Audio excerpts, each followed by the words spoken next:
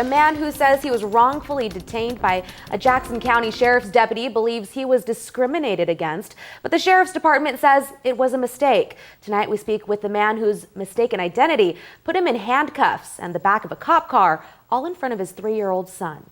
I was guilty before proven innocent. Raymond DeLille says he thinks race played a role when Jackson County Sheriff's deputies slapped on cuffs and mistook him for 31-year-old Jacob Gadbury around 4 o'clock Tuesday afternoon. He was just so sold on the fact that he had the correct suspect. Deputies say Gadbury crashed straight into this backyard fence during a chase, then barged inside the White City home where DeLille was visiting his mother with his 3-year-old son. And I grabbed my son and took off out the back door at the same time as a guy was running in through the front door.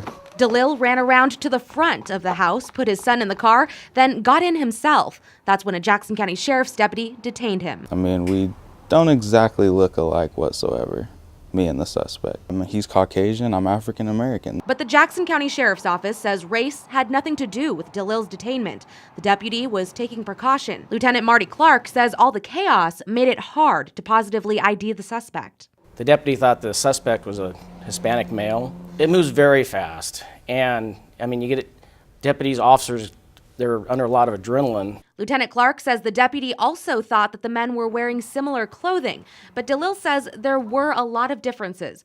While Lieutenant Clark and DeLille disagree on those details, in a situation like this, Clark says they don't take chances. It's not unusual when suspects run from us. They either throw a hat, take clothes off, put clothes on. Lieutenant Clark says DeLille spent about a half hour in cuffs. DeLille's mother thinks it was more than an hour and is upset.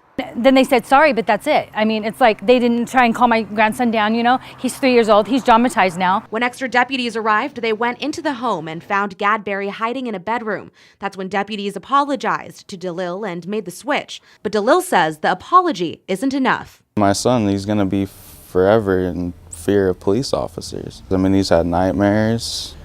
It's going to put fear in his eyes.